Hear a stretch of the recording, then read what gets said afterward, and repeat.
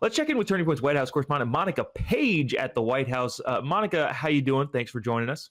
We are doing great here, Jobob. Beautiful day, beautiful fall day. Finally in November here at the White House, and it's feeling good.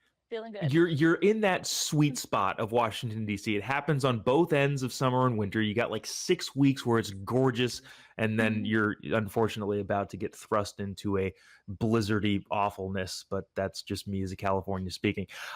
Monica, the president talked about prescription drugs is a it has been a big topic for a very long time. What is the president announcing today? Well, I will say, Jobob, this is the second time that the president has called in the press.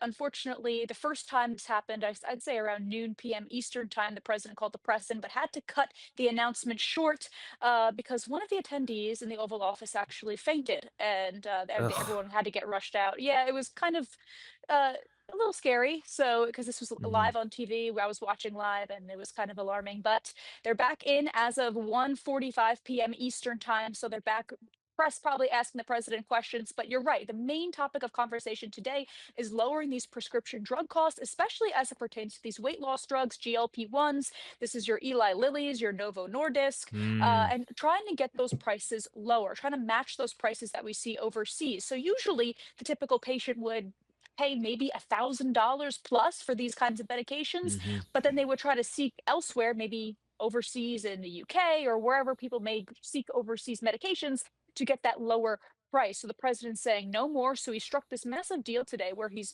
trying to get these prices lowered. If you were a patient on Medicare, Medicaid, you will see those prices lowered starting Mm. 2026 exclusively on TrumpRx.com. That's his new website where you can get your prescription medications at a lower cost, eliminating that middleman. Of course, we heard the president speak to that just a couple months ago. But of course, this is going to be a huge kind of way that people will get easier access, quicker access, and access right here at home without paying those exorbitant prices. So the president was saying it'd be probably about a $50 copay if you are a recipient of Medicare, Medicaid, and then your prescription will probably cost about $145 per month, which is a significant Hmm. decrease.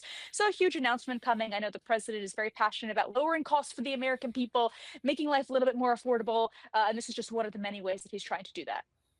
Awesome. He also is having some meetings with some other foreign leaders. Central Asia has kind of been at the forefront of a lot of people's minds, especially if those people think about China a lot. Mhm. What is going on in the meetings that President Trump is having with those Central Asian countries? Just last week, we saw President Trump return back from his very high stakes Asia trip. But Mm. here tonight, he's really trying to tie up these loose ends with maybe some other leaders that maybe he didn't get a chance to speak to. And that's specifically five different regions in Central Asia. They're their five stands. They're not, their name isn't Stan, but it's Kazakhstan, Kyrgyzstan, Tajikistan, Turkmenistan, and Uzbekistan. And they're all going to be coming here tonight to talk about these critical minerals, striking these economic deals, national security issues, talking about it. These regions in Central Asia are really home to a lot of these critical minerals, a lot of these rare earth minerals. The president's trying to strike a deal with them and also trying to curb the influence of Russia that's really been longstanding in the region. And you have this Mm. increasingly courtmanship, I guess you can call it, from China, China's influence on the region as well. President trying to bolster its ties, really trying to tie up those relationships with them as well. So it'll be a pretty high stakes meeting, but I predict the president is expecting this to go very well. Now that you mention all the stands, I did spend a majority of yesterday in Brooklynistan, where the new greeting to say hello is "Assalamu alaikum," with the election of Ma'am Danny over there in New York City. Mhm. Monica, just briefly, what the president obviously has weighed into the elections that happened on Tuesday. Did not go necessarily in conservatives' favor. I Mhm. personally have been a little bit more like, well, yeah, I mean libs won in deep blue areas. Like it's not a shock that a lib won in Virginia or in New Jersey, New York City. Like it doesn't really shock me all that much.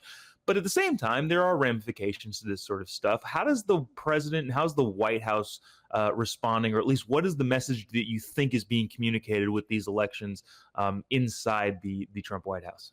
Yeah, I think a lot of the messaging has been happening behind closed doors. I think the president is seeing this kind of as a warning sign that if Mm. he doesn't start focusing on the issues right here at home, this could be a precursor to what midterms could possibly look like. Hmm. And that's not a good thing for the president. I'm sure he knows that and his team knows that.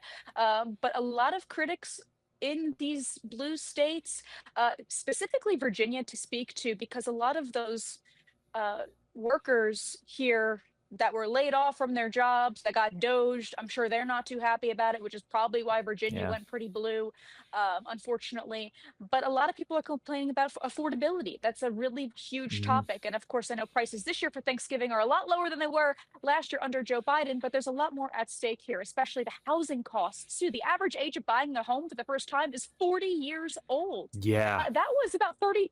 The average person was 33 in 2021, I believe. I think that that's right. And of course, it was much lower years ago. But these are the things that the American people truly care about, not so much, Israel and Ukraine, Russia. A lot of people are like, well, what can you do for me here at home to make my life easier? And Hmm. I think a lot of people are speaking out about it. I'm very disappointed in New Jersey, by the way, my home state. Of course, Chitterelli was very close when he was up against Phil Murphy a couple of years ago, and to Hmm. see all those blue counties instead of red was very upsetting. But I think we're going to see a mass exodus as well from these blue states like New Jersey and like Virginia. Yeah, it'll be really interesting to see how that plays out, and also Mhm. very interesting to see how the Trump campaign machine, which has obviously been super effective over the last 10 years, kind of Mhm. handles elections going forward. Because Trump is obviously going to be a big player, but not necessarily being involved on the ticket, especially in the upcoming midterms, is going to be a real interesting puzzle to see how they decide to solve it. Yeah, So Jobob, I was fascinating. just going to say, many people consider President Trump to be a kingmaker, and I want to really know Mm, how this is going to look moving forward.